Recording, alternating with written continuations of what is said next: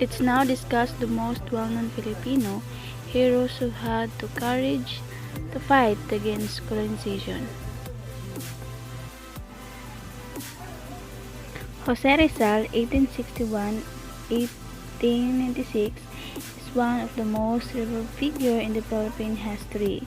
He was multifaceted intellectual and political activist, best known for his political writings that inspired the Philippine Revolution and ultimately led to his execution by the Spanish colonizer.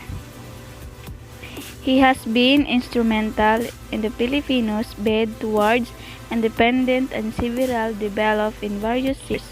Rizal also made contribution to the Philippines' art, literature, and medicine, which continues to fascinate his countrymen today. Andres Bonifacio, 1863-1897, was the founder of the Katipunan, a militant nationalist secret society that led the rebellion against Spain. Bonifacio declared Philippines independence in the 1896 in the wake of the execution of his hero and mentor Jose Rizal. Antonio Narciso Luna de San Pedro a Novacio Asienta was a Filipino army general who fought in the Philippines. American War before his assassination in 1899, regarded as one of the fiercest generals of this time.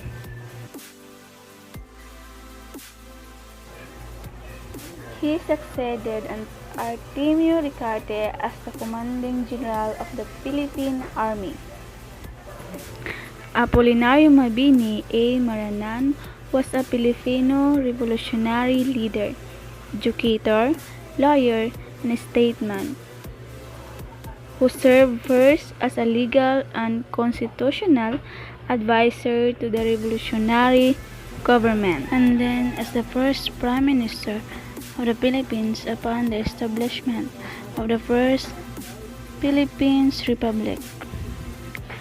He is regarded as the utak ng himagsikan or brain of the revolution and is also considered as a national hero in the Philippines.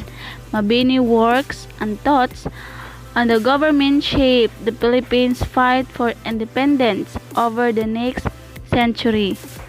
Mabini performed all his revolutionary and governmental activities despite having lost the use of her leg shortly before the Philippines Revolution.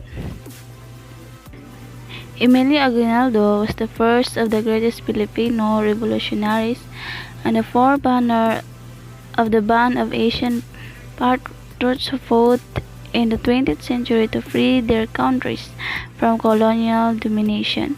He led the Filipino revolt against Spain in 1896, fighting with a collection of barefoot peasants. In 1898, Emilio Aguinaldo achieved independence of the Philippines from Spain and was elected the first president of the new republic under the Malolos Congress. He also led the Philippines-American War against U.S. resistance to the Philippines' independence. Emilio Jacinto, he was a Filipino general during the Philippines Revolution and was known as a brain of Katipunan, the revolutionary society led by Andres Bonifacio. In his brief time, Jacinto helped to lead the Battle of the Filipino and defended from Spain. Jacinto wrote for the official Katipunan newspaper, The Kalayaan. He also penned the official handbook of the movement, called the Kartilya ng Katipunan. Despite her young age of just 21, Jacinto became a general in the group's guerrilla army, taking an active role in the fight against the Spanish near Manila. Francisco Balagtas Baltazar. He is widely considered one of the greatest Filipino literary laureates for his impact on the Filipino literature. The famous epic Florante at Laura is regarded as his defining work.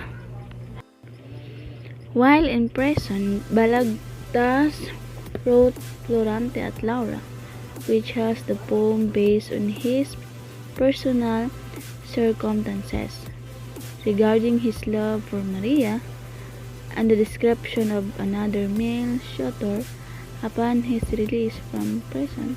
In 1833, Balagtas published Florante at Laura, and it was considered by many to be his best work. Gabriela Silang. She relied Filipino forces to carry on with the war against Spain and fairly for Filipino independence as she bravely led her troops despite the overwhelming forces they faced. This bale aimed to celebrate the heroism of great Filipina hero as an embodiment of fearlessness and undying love for country.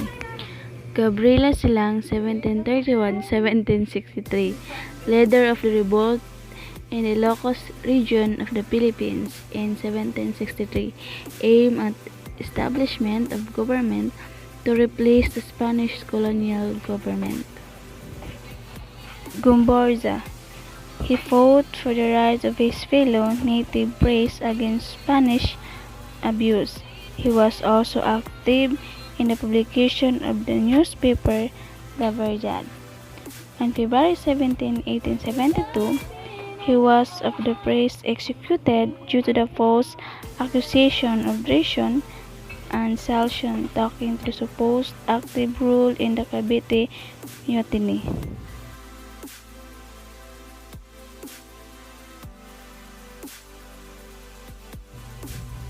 Gumborza. Alternative styled as Gumborza or Gumborza refers to the three Filipino Catholic priests Mariano Gomez, Jose Burgos, and Jacinto Zamora. Gregorio del Pilar was one of the youngest generals in the Revolutionary Army. He was known for the successful assault in the Spanish barracks in the municipality of Pombong. His victory in the First Peace Battle of Kingwa and his last stand at the Battle of Tirad passed during the Philippines-American War. Manuel Luis Quezon, also known by his initial MLQ, was the Filipino lawyer, statesman, soldier, and political who has served the President of the Commonwealth of the Philippines from 1935 until his death in 1944.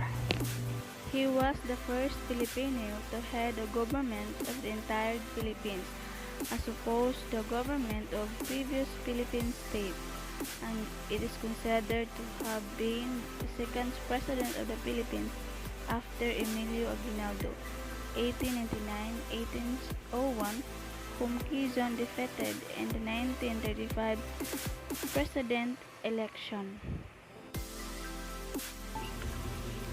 Juan Luna de San Pedro, a Novecio Asienta, was a Filipino painter, sculptor, and a political activist of the Philippines Revolution during the late 19th century.